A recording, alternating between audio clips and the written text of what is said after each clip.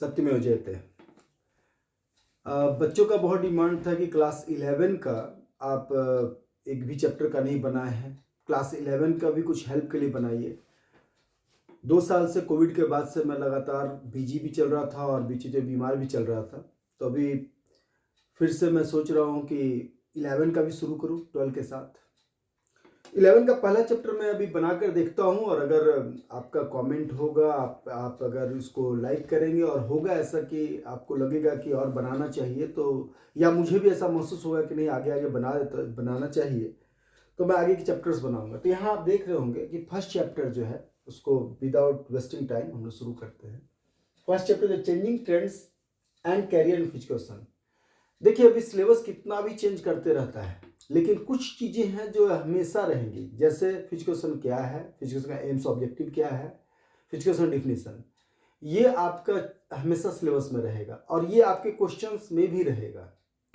कुछ बच्चे मुझे पूछ रहे थे कि सर इंपॉर्टेंट क्वेश्चन बताइए, तो इंपॉर्टेंट क्वेश्चन कुछ कहाँ से बता पाए। 70 मार्क्स का आपका टोटल है और आपका 10 चैप्टर है। 10 चैप्टर में हर एक चैप्टर में 4 4 5 3 4 5 इतने ही कंटेंट है। तो अगर एवरेज हम 4 लेके चलते हैं तो 40 कंटेंट पढ़ने हैं आपको। उस 40 कंटेंट में से 70 मार्क्स का क्वेश्चन है, तो यानी कि सारा का सारा सिलेबस ही इंपॉर्टेंट है। इसलिए इंपॉर्टेंट क्वेश्चंस के चक्कर में मत रहिए, मेरे अनुसार कंटेंट समझ लीजिए। आपको 11 में कंटेंट समझ में आ गया तो फायदा ये है कि 12 में भी उसी से रिलेटेड आता है, तो आपको फायदा होगा। तो सबसे पहले कंसेप्ट क्या है फिजिकल का। तो फिजिकल एजुकेशन 2 शब्दों से बना है, फिजिकल और education. Physical means anything related to physique, PHYSIQUE, physique. Physique यहाँ पर वाइड सेंस में क्या है, बॉडी माइंड एंड सोल का मिला रूप है। सोल में एथिकल वैल्यूज और जो मोरल वैल्यूज हैं, आपके जो आपका जीवन क्या है, जो आप अपने बारे में सोचते हैं कि मैं कौन हूँ, ये सारा स्पिरिचुअल जो एस्पेक्ट्स है और एथिकल एस्पेक्ट्स हैं, मोरल एस्पेक्ट्स हैं, ये सब सारे सोल में आ जाते हैं। माइंड यानी कि रैशनल थिंकिंग, और फिजिकल यानी कि फिजिकली फिट महसूस करना। जैसे मैं अगर बैठा हूँ तो कॉमन मिनिमम मेरा कुछ फिटनेस है तभी मैं बैठ पाया हूँ। अगर सिर में बहुत ज़्यादा दर्द होता, पेट में बहुत ज़्यादा दर्द होता, या बॉडी में कहीं बहुत पेन होता या अनइजी कहीं फील होता, तो मैं शायद यहाँ बैठ नहीं पाता।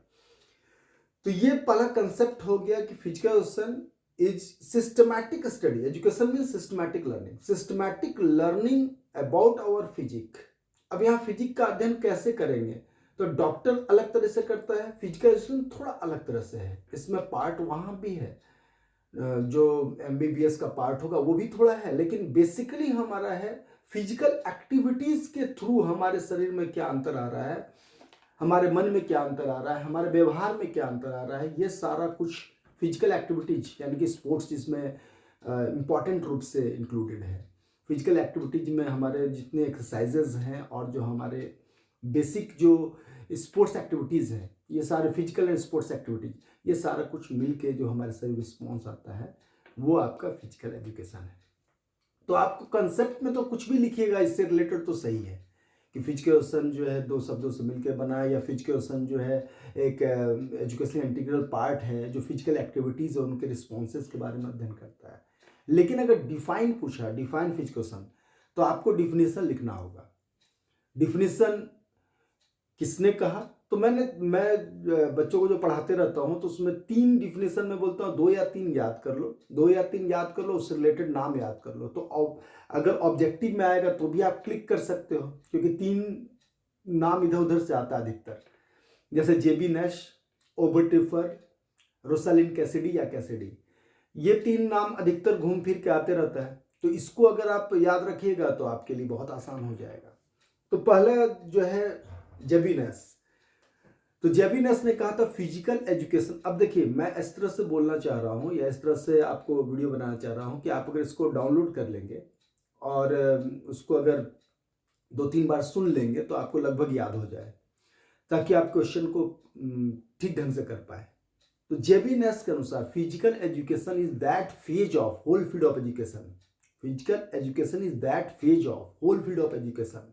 तो ये एक पार्ट हो गया कि वो फेज है whole field of education that deals with big muscle activities and their related responses. Big muscle activities क्या, बिग मसल्स क्या है, तो जो स्केलेटल मसल्स है, जो हमारे वॉलेंट्री मसल्स है, उसको बिग मसल्स भी कहा जाता है, क्योंकि जो इनवॉलेंट्री है वो हमारे अनुसार फंक्शन नहीं करता है, उस इनवॉलेंट्री पर भी इफेक्ट पड़ता है वॉलेंट्री एक्शंस का। जैसे अगर कोई वॉकिंग कर रहा है, जॉगिंग कर रहा है, स्विमिंग कर रहा है, रनिंग कर रहा है, सिस्टमैटिक ढंग से कोई भी एक्सरसाइज कर रहा है, योगा कर रहा है, प्राणायाम कर रहा है, तो उसका प्रभाव हमारे अंदर पड़ रहा है, इनवॉलेंट्री पे भी पड़ रहा है, कार्डियक पे भी पड़ रहा है। तो ये 3 तरह के मसल्स में हमारे बस में है वॉलेंट्री मसल्स, और तो यानी big muscles, big muscle activities and their related responses, और उसका बॉडी में रिस्पॉन्स क्या हो रहा है, इसी का अध्ययन जो है वो फिजिकल एजुकेशन है। तो इसको सुन लीजिए, physical education is that phase of full field of education that deals with, किसके साथ डील करता है, that deals with big muscle activities and their related responses. अब इसको थोड़ा सा 2 पार्ट में याद कर लीजिएगा।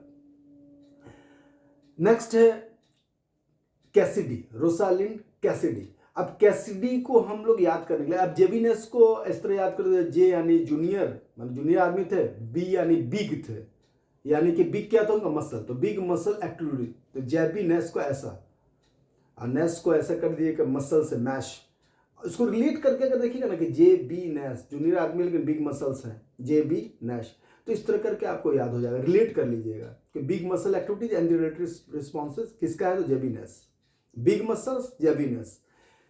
रोसालिंड कैसिडी, कैसिडी यानी कि कैसेट से रिलेट कर लीजिए, तो किसी भी तरह के जो कैसेट होते हैं, चाहे वो सीडी कैसेट हो, कॉम्पैक्ट डिस्क, जो भी, तो वो क्या होता है, जब उसको डालिएगा देखिएगा तो वो बीच से सेंटर से घूमता है, तो सेंटरिंग ऑन मोटर एक्टिविटी, ये अगर कहीं भी जुड़ा हुआ है, मैं ऑब्जेक्टिव के लिए क्लिक करने बोल रहा हूँ, तो वहाँ पर आपका हो जाएगा रोसालिंड कैसिडी, या सिर्फ कैसिडी भी लिख सकते हैं, CASSIDY कैसिडी, ठीक है।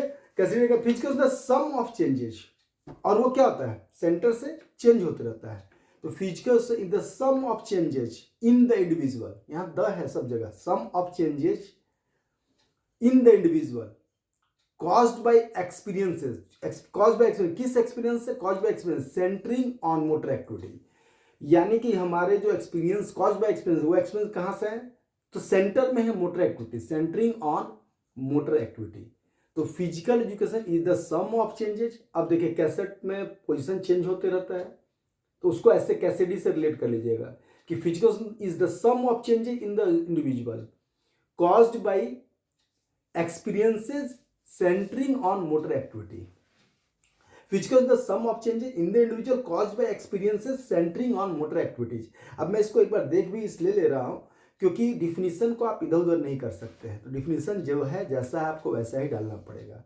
इट मीन्स करके आप अपने अनुसार कुछ भी कर सकते हैं फिर, लेकिन आपको 1 या 2 मार्क्स का डिफिनीशन आया है तो आपको वही का वही डालना होगा, और ऑब्जेक्टिव में अगर आ गया तो आपको याद रखना है कि सेंटरिंग और मोटर एक्टिविटी कैसिडी है, बिग मसल है तो जेबीनेस है, और ओवर टिफर, तो ओवर टफर को याद रखने के लिए टफ, हर आदमी को ना अपना एक्सपीरियंस, अपना जीवन ज़्यादा स्ट्रगल वाला लगता है, अपने एक्सपीरियंस ज़्यादा टफ लगते हैं, और कहीं कभी ओवर टफ लगते हैं। तो Oberteuffer, OBERTEU double FER, TEU तो ओवर टिफर, तो OBERTEU ओवर टिफर का क्या करना है, physical the sum of those experiences, यहां पर देखिए अब एक्सपीरियंसेस, टफ एक्सपीरियंसेस, ऐसे याद रखिएगा, टफ एक्सपीरियंसेस, तो physical is the sum of those experiences which come to an individual through movement. देखिए बोलना सब वही चाह रहे हैं, बिग मसल की एक्टिविटी द्वारा, चाहे सेंट्रिंग और मोटर एक्टिविटी के द्वारा, या come to individual through movement. तो physical is the sum of those experiences which come to that, sorry the यहाँ भी होगा, which come to the individual through movement, इसको याद रखिएगा। अब 3 डिफिनेशन हो गया, एक बिग मसल से रिलेटेड, एक आपके सेंट्रिंग और मोटर एक्टिविटी रिलेटेड, एक एक्सपीरियंसेस से रिलेटेड, और ये 3 डिफिनेशन अगर आप याद रखेंगे तो देखिए कहीं ना कहीं से टच हो जाएगा। अगर इन तीनों के बारे में लिखा है ऑप्शन में, कौन लिखा है तो भी हो जाएगा, ये किसने कहा है तो भी हो जाएगा। अगर मान लीजिए चौथा कुछ पूछ दिया तो ऑप्शन में अगर ये तीनों है तो नहीं है ये लोग तीनों, ये भी आपको याद रहेगा तो चौथा हो जाएगा।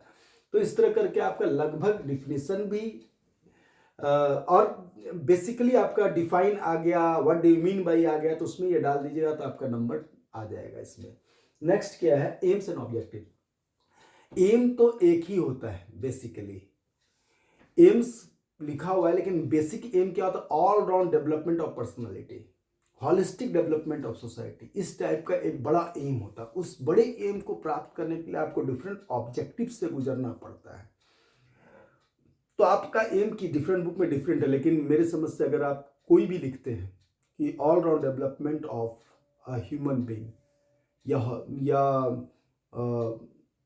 Overall development of personality of a human being, ऐसा कुछ भी लिखते हैं तो सारा एम में सही होगा। अब इसको प्राप्त करने के लिए क्या क्या ऑब्जेक्टिव्स हैं? तो फिजिकल डेवलपमेंट होना चाहिए, मेंटल डेवलपमेंट होना चाहिए, न्यूरोमस्कुलर यानी कि ब्रेन और मसल का कोऑर्डिनेशन अच्छा होना चाहिए, न्यूरोमस्कुलर कोऑर्डिनेशन अच्छा होना चाहिए, सोशल डेवलपमेंट होना चाहिए, एथिकल वैल्यूज होना चाहिए, आपका जो है सारे मसल का कोऑर्डिनेशन यानी कि सारे जितने भी आपके सिस्टम्स हैं वो सारे सिस्टम्स का प्रॉपर फंक्शनिंग होना चाहिए, एक सिटीजनशिप डेवलपमेंट होना चाहिए, एक सिटीजनशिप, एक गुड सिटीजन जो है वो जो है हो। इसी से रिलेटेड है सिग्निफिकेंस या इंपॉर्टेंस ऑफ फिजिकल एजुकेशन। तो अब इसी को थोड़ा सा चेंज कर देना है, significance of and importance of education आया तो आपको वहाँ पर कर देना है कि आपका मॉरल वैल्यूज का बढ़ना, आपका जॉब क्रिएशन भी है इसका, आपके अंदर जो है गुड सिटीजनशिप क्वालिटीज आएगी, आपके अंदर टीम स्पिरिट आएगा, आपके अंदर जो है डिसिप्लिन आएगा।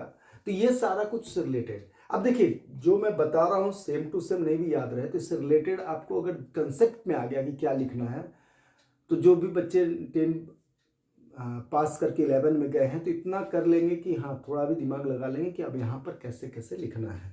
ठीक है। सिग्निफिकेंस ऑफ फिजिकल, जैसे मैंने यहाँ कहीं कि किसी बुक से लिखा हुआ है, improve physical fitness, skill development होता है आपका, रेगुलर हेल्थफुल फिजिकल एक्टिविटी के लिए आप इन्वॉल्व रहते हैं।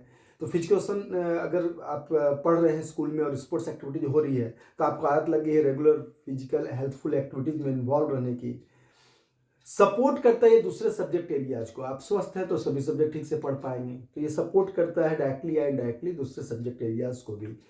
सेल्फ डिसिप्लिन आ जाता है आपके अंदर, इंप्रूव जजमेंट आता है, स्ट्रेस का रिडक्शन होता है, ये जरूर लिख दीजिएगा आजकल क्योंकि स्ट्रेस बहुत जल्दी सबको हो जा रहा है, क्योंकि हर कोई ज़िंदगी अपने अनुसार देखना चाहता है, समझना चाहता है, और अपने अनुसार जब चीज़ें नहीं होती हैं, मन लायक चीज़ें नहीं होती तो स्ट्रेस हो जाता है। तो स्ट्रेस हर किसी के जीवन में है। रिलेशनशिप में अलग तरह का स्ट्रेस है क्योंकि सबकी अपनी एक्सपेक्टेशन है कि ये एक्सपेक्टेशन के अनुसार अगला नहीं आ रहा है तो वहाँ स्ट्रेस होता है। तो ये सेल्फ स्टीम को भी बढ़ाता है, सेल्फ कॉन्फिडेंस को बढ़ाता है। ये सब आपके सिग्निफिकेंस या इम्पोर्टेंस में आपको डाल सकते हैं। तो आपने देखा अभी तक कॉन्सेप्ट, एम, ऑब्जेक्टिव, और इसमें जो नहीं लिखा हो वो भी सिग्निफिकेंस या इम्पोर्टेंस भी पूछ दिया आज के डेट का, तो आप लिख सकते हैं। नेक्स्ट है चेंजिंग ट्रेंड्स इन स्पोर्ट्स, ये एक नया जोड़ा है सिलेबस में। अब देखिए चेंजिंग ट्रेंड्स के लिए जो है आपको देखना होगा कि पहले क्या होता था अभी क्या हो रहा है। पहले ओलंपिक का पुराना आप कह सकते देखिए तो मिट्टी का ट्रैक होता था, उस मिट्टी के ट्रैक में लोग दौड़ते थे। तो मिट्टी के ट्रैक में लोग दौड़ते थे तो क्या होता था वहाँ जब नेल्स आने लगा, यानी कि जब स्पाइक शूज आ गए तो मिट्टी बहुत जल्दी, एक बार दौड़ हुआ पूरा खराब होने लगा, फिर धीरे धीरे जरूरत महसूस हुई। तो चेंजिंग ट्रेंड्स में अब क्या क्या है, तो प्लेइंग सरफेस क्या क्या चेंज हुआ है। तो पहले ये सॉइल पे लोग दौड़ते थे, फिर टर्फ, आर्टिफिशियल टर्फ आ गया। तो आर्टिफिशियल जब, जैसे मैंने यहाँ पे लिखा हुआ है क्या क्या है, उसको पॉलीमेट्रिक रबर कहते हैं। अब पॉलीमेट्रिक रबर से जो आर्टिफिशियल टर्फ बनने लगा, मैं तो खुद भी दौड़ा हुआ हूँ उस पर, और टीम लेके मैं जाता हूँ। तो अभी बच्चे भी जो बड़े बड़े स्टेडियम्स हैं, रांची में है, टाटा में है, झारखंड के अंदर, तो वहाँ पर जो है दौड़ते तो वहाँ क्या है वो खराब नहीं होता है जल्दी, कई साल तक। तो उस पर दौड़ने पर क्या स्पीड भी बढ़ जाता है, नेल्स सही सही उसमें जाता है रबर पे, और वो एक बार बन गया तो जल्दी खराब नहीं हो रहा है। तो ये प्लेइंग सरफेस एरिया चेंज हुआ है। इंडोर में वॉलीबॉल, चूँकि मैं वॉलीबॉल प्लेयर रहा हूँ, तो वॉलीबॉल में से मैंने इंडोर बनते हुए देखा है।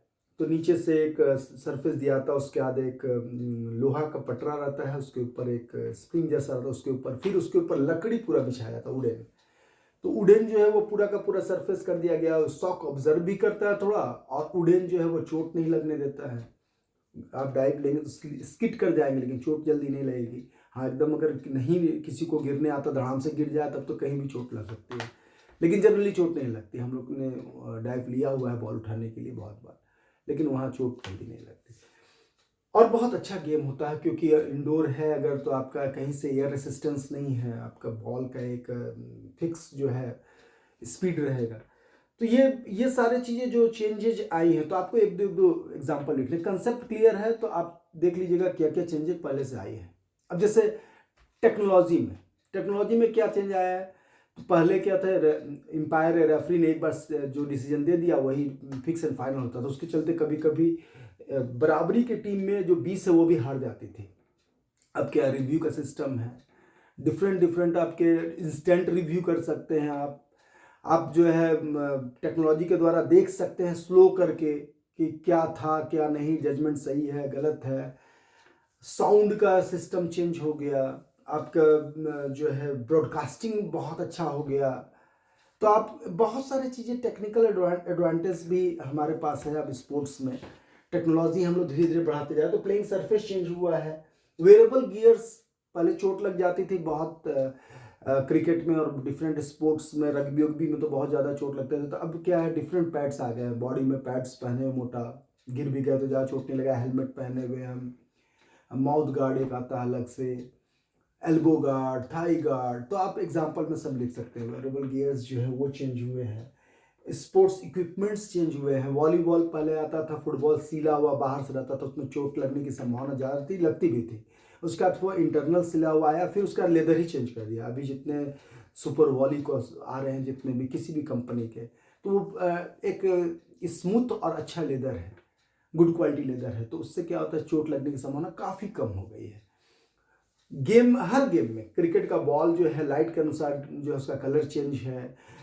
टेबल टेनिस के बॉल का साइज थोड़ा चेंज किया गया ताकि वो जो है ज़्यादा रैली हो सके। शटल का जो है क्वालिटी बदल गया ताकि बैडमिंटन को ज़्यादा ठीक ढंग से खेला जा सके। तो हर जगह जो है चेंजेज आए हैं, तो उसके चलते स्पोर्ट्स की क्वालिटी बढ़ी है। तो चेंजिंग ट्रेंड्स में यही सब आपको लिखना है। स्पोर्ट्स इक्विपमेंट चेंज हुआ। कैरियर ऑप्शन को ना दो भाग में डाल दीजिएगा आप, traditional career, emerging career. Traditional career क्या है, जो सदियों से चला आ रहा है, यानी teacher, physical education sports teacher. ये 18th सेंचुरी एडी से ही बहुत सारे स्कूल्स में अडॉप्ट हो गया है, यानी कि सदियों से चला आ रहा है। तो इसमें क्या है कि आप इसको अलग कर दिए, primary school teacher, middle school teacher, high school teacher, higher secondary school teacher, lecturers and instructors in colleges and universities, coaches। अब कोचेज, एंशियंट ओलंपिक में भी ऐसा वर्णन है कि कुछ कुछ खास ट्रेनर और कोचेज होते थे, यानी कोचेज एक ट्रेडिशनल कैरियर है फिजिकल के फील्ड में। लेकिन अभी 20th सेंचुरी के बाद से, जब मॉडर्न ओलंपिक स्टार्ट हुआ 1896 में, वहाँ के बाद से धीरे धीरे 1936 बर्लिन ओलंपिक आते आते कंपटीशन इतना बढ़ गया था कि देश में अभी भी आज के डेट में भी जो टॉप मोस्ट ऊपर की कंट्रीज हैं, डेवलप्ड कंट्रीज हैं, उनके अंदर एक मेडल का एक भूख है। उस मेडल की भूख के चलते कि हमारे मेडल टैली में हम ऊपर रहें, उसके चलते वो एक से एक प्रयोग करते रहते हैं। मैं कुछ किताबें पढ़ रहा था, मैकवेजी की बुक है the scientific methods of training करके।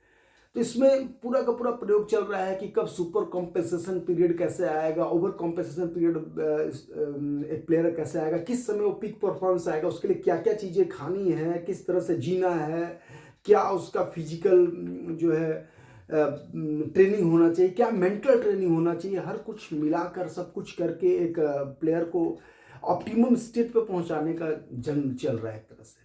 तो इमर्जिंग कैरियर नए नए भी आने लगे।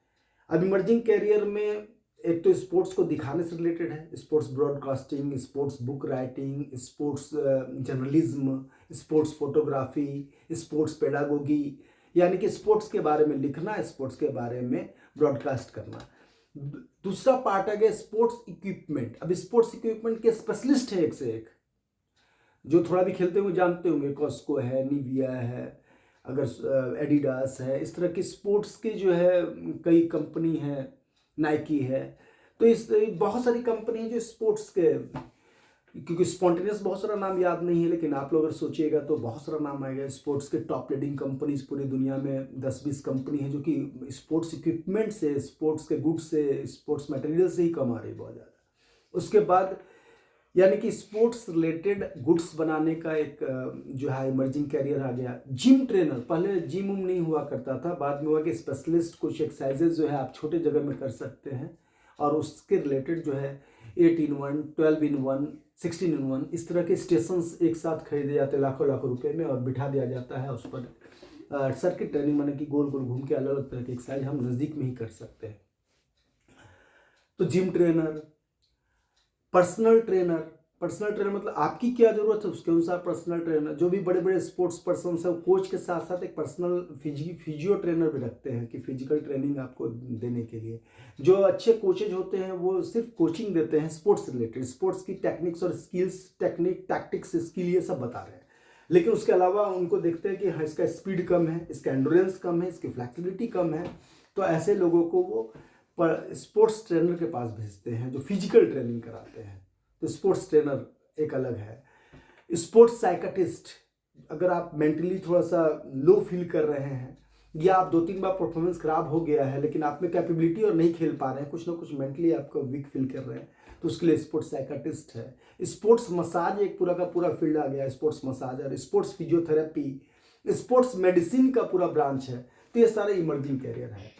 तो ये इमर्जिंग कैरियर में 2 4 5 याद रखिएगा, 6 याद रखिएगा, काफ़ी है इसके। और जो आपके कैरियर है ट्रेडिशनल कैरियर उसमें है sports coach, sports teacher and sports person as performer, sports official जो खिलाने वाले हैं, जो खेलने वाले हैं और जो उससे रिलेटेड लोग हैं। तो ये जो है आपके ट्रेडिशनल कैरियर है। और इमर्जिंग कैरियर में जो अभी मैंने बताया आप लोगों को, Khelo India and fit India programme 2018 और 19 ये दोनों साल जो है एक तरह से स्पोर्ट्स को डेवलप करने के लिए जो है बहुत ज़्यादा भारत सरकार ने अपनी ओर से सोचा है और अभी स्पोर्ट्स को प्रमोट किया जा रहा है भारत सरकार की ओर से। अब ये धरातल पर कितना ज़्यादा सफल हो पाता नहीं हो पाता ये तो अलग है, क्योंकि आज़ादी के बाद से राजकुमारी अमृत कौर जब खेल मंत्री थी उसी समय राजकुमारी अमृत कौर योजना चली। 1983 में हम लोग का परफॉर्मेंस इतना अच्छा नहीं था जब, तो 19 एशियन गेम्स में, तो 1984 में जो है साई का गठन हुआ, स्पोर्ट्स अथॉरिटी ऑफ इंडिया का गठन हुआ और साई से भी प्लेयर निकले हैं, लेकिन धरातल पर आते तक कितना कुछ बेहतर हो पाता मालूम नहीं। लेकिन 2 चीज़ें अभी जस्ट निकली हैं 2018 2019 में। खेलो इंडिया जो है ये आपका 2018 31 जनवरी शायद है, मैं देख लेता हूँ एक बार, 31 जनवरी 2018 में ये जो है खेलो इंडिया निकला। अब ये खेलो इंडिया बेसिकली क्या है, इंडिया के अंदर खेल को प्रमोट करने के लिए है। तो इसके आप 5-6 चीज़ जो है 12 पार्ट है इसके, जैसे कि development of sports ground, development of community training, development of grass root level of sports, development of women in sports, development of CWSN sports यानी चिल्ड्रन स्पेशल नीड्स जो है उनका स्पोर्ट्स, जो कि डिफरेंटली एबल्ड लोग हैं उनको भी स्पोर्ट्स में पार्टिसिपेट करना, समाज का एक मजबूत हिस्सा बनाने के लिए स्पोर्ट्स के थ्रू उनको लाना, development of peace and development of team spirit, ये सारे कुछ इसमें 2 4 5 6 पॉइंट आप याद रखिएगा। ऐसे मैंने कुछ लिखा, टैलेंट सर्च एंड डेवलपमेंट हर साल और एनुअल स्पोर्ट्स कंपटीशन कराना, ये सारा कुछ खेलो इंडिया के तहत है। खेलो इंडिया करने के बाद लगा कि जो खेलते हैं उनके लिए तो खेलो इंडिया है, लेकिन देखा गया कि पूरी दुनिया में या तो हम लोग बीइंग अ सिटीजन हम लोग या तो एसेट्स हैं या तो सोसाइटी एसेट्स है या लायबिलिटी है सोसाइटी के लिए। एसेट्स कब हैं, जब हम स्वस्थ हैं और देश समाज के लिए कुछ कर रहे हैं तो हम एसेट्स हैं। जैसे अगर मैं यहाँ आपको वीडियो बना रहा हूँ और आपके लिए सही में यूजफुल है तो मैं भी एक एसेट्स हो गया कि मैंने जो है फ्री में आपको एजुकेशन दिया कुछ और आपके लिए काम कर रहा गया। और अगर हम लोग कुछ नहीं कर पा रहे हैं, बीमार हैं, खुद पड़े हुए हैं, तो हम लायबिलिटी हो गए। तो फिट पीपल के लिए फिट इंडिया प्रोग्राम लॉन्च हुआ। फिट इंडिया प्रोग्राम 29 अगस्त 2019 को लॉन्च हुआ। 29 अगस्त क्यों हमारे लिए बहुत विशेष है, क्योंकि ये राष्ट्रीय खेल दिवस है जो कि ध्यानचंद जी के जन्मदिन के दिन हम लोग मनाते हैं। तो ये हमारा इम्पोर्टेंट डे था 29 अगस्त। ये पूछ भी सकता है 29 अगस्त जो है या हमारा राष्ट्रीय खेल दिवस, नेशनल स्पोर्ट्स डे कब होता है, तो 29 अगस्त याद रखिएगा। और क्यों होता है, तो मेजर ध्यानचंद जी जो कि सबसे ज़्यादा बार इंडिया को गोल्ड मेडल दिलाए हैं, 3 बार जो है ओलंपिक में, 1928, 32, 36, ये 3 ओलंपिक में लगातार जो है उन्होंने लीड किया टीम को और ओलंपिक में मेडल दिलाया। ओलंपिक में आज तक जो इंडिया के नाम पे मेडल्स है, अभी भी सबसे ज़्यादा मेडल हॉकी के नाम पे है। हॉकी में गोल्ड मेडल सबसे ज़्यादा अभी तक हम लोगों ने प्राप्त किया हुआ है। अब धीरे धीरे इंडिविजुअल गेम्स में भी हम लोग गोल्ड मेडल ला रहे हैं, लेकिन जो है फिर भी हॉकी का अपना एक स्थान है, इसलिए हॉकी को हम लोग कंसिडर करते हैं नेशनल स्पोर्ट्स। ऐसे ऑथेंटिक रूप में कहीं भी लिखा हुआ नहीं है, लेकिन हम लोग कंसिडर करते हैं, बचपन से पढ़ते आ रहे हैं कि नेशनल स्पोर्ट्स हॉकी। तो ये फिट इंडिया प्रोग्राम है जनरल फिटनेस की भावना पब्लिक में लाने के लिए, लोगों को खेल की इम्पोर्टेंस को बताने के लिए, फिटनेस के इम्पोर्टेंस को बताने के लिए, फिटनेस को फन एंड फ्रोलिक बनाने के लिए। खेल माने कि ये फिट रहना है अपने आप में एक फ़न की बात है। सुबह सुबह टहल लीजिए, अच्छा लगेगा। थोड़ा सा आप साइकिलिंग कीजिए, वॉकिंग कीजिए, जॉगिंग कीजिए, स्विमिंग कीजिए, तो ये सब कुछ को आपके जीवन में लाने के लिए। तो मुझे लगता है कि ये फर्स्ट चैप्टर जो है आप लोग समझ लिए होंगे, और इसको एक दो बार सुन लीजिएगा तो अच्छे से लिख लीजिएगा। अगर आप लोगों की ये कमेंट में आपने कहा या आप लोगों का एडवाइस आया, मेरा व्हाट्सएप नंबर नोट कर सकते हैं 7004676846। यहाँ आप पर्सनली मुझसे क्वेश्चन पूछ सकते हैं। अगर आपका 11 का कहीं भी कोई कंसेप्ट में दिक्कत हो तो आप 7004676846 पर आप मुझसे कंसल्ट कर सकते हैं, क्वेश्चन पूछ सकते हैं। वहाँ पर घबराइएगा नहीं, मैं मैसेज थोड़ा लेट से ही देखता हूँ, लेकिन देख लेता हूँ, और जब देखता हूँ तो एक दिन के अंदर आपको जवाब मिल जाएगा। और अगर बहुत इमरजेंसी हो तो आप एक कॉल मार दीजिएगा, इसी नंबर पर, एक कॉलिंग नंबर भी है। तो सभी के बहुत बहुत जो है शुभकामनाएं, आशीर्वाद, ताकि आप आगे एग्ज़ाम में अच्छा करें, बेहतर करें। धन्यवाद।